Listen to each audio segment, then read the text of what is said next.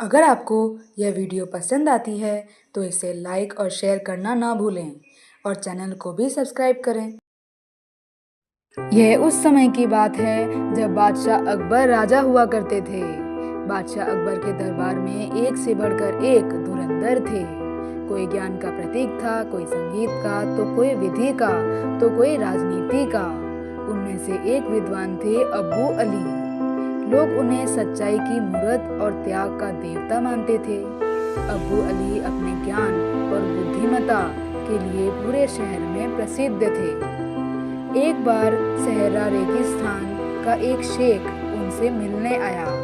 शेख को बड़ी तमन्ना थी कि वह अब्बू अली से शिक्षा प्राप्त करे। शेख पुरस्कार स्वरूप उनके लिए काफी तोहफे लाया। अली के चरणों में पड़कर शेख ने अपने मन की इच्छा रखी कि वह उनका अनुयायी बनना चाहता है, उनसे शिक्षा प्राप्त करना चाहता है। अब्बू प्रथम दृष्टया तो राजी नहीं हुए, परंतु शेख की अभिलाषा को देखकर वह इनकार न कर पाए। अब्बू ने शिक्षा देने के बदले शेख से 100 मोहरों की मांग की। शेख अब्बू को त्याग और विरक्त भाव वाला मानता था। अब्बू ऐसे मोहरों की मांग करेंगे, उसे जरा भी उम्मीद न थी। वह सोचने लगा कि जिस भक्ति भाव के लिए वह यहाँ आया है, उसके लिए उसे पैसे देने होंगे तो फायदा क्या। अनेकों सवालों के बीच शेख ने 100 मोहरें अब्बू को अदा किए और उनके सानिध्य में शिक्षा ग्रहण करने लगा। कई महीने गुजर गए। शेख अब्बू की दी हुई सारी तालीम ग्रहण कर चुका था। उसका जाने का समय हो चुका था। जाने से पहले शेख अब्बू से आशीर्वाद ग्रहण करने पहुंचा। अब्बू ने उसे कुछ देर बैठने के लिए कहा और कुछ लेने अपने शयन कक्ष में गए।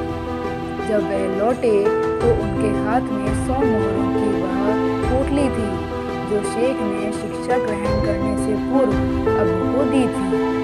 पोटली को देते हुए अब्बू ने कहा, ये लो तुम्हारी अमानत। शेख हैरान हो गया कि अगर वापस लेना ही था तो लिया क्यों था। शेख अपने मन के सवालों को रोक ना पाया और अब्बू द्वारा पहले मोहरों को लेने और बाद में उसे लौटाने का राज पूछने लगा। अब्बू ने उसे समझाते हुए कहा कि मानव की प्रकृति बड़ी लोभी किस्म की होती है। वह मुफ्त ही या बिना मूल्य चुकाए किसी चीज को पा ले तो उसकी कद्र नहीं करता। अगर मैं तुम्हें बिना मोहरों के शिक्षा देता तो शायद तुम उतने एकाग्र होकर शिक्षा ग्रहण नहीं करते जितनी एकाग्रता मोहरों के देने के बाद तुमने दिखाई। हर चीज की कीमत होती है और उसे पाने वालों को अदा करना ही पड़ता है। शेख समझ गया कि उनसे जो अब्बू के बारे में सुना था, अब्बू उससे बढ़कर है। उनके चरणों में गिरकर शेख ने अब्बू से माफी मांगी। निष्कर्ष, दुनिया में हर चीज का मूल्य होता है। हवा, पानी, अग्नि, जल, यहाँ तक कि आपके व्यवहार का भी।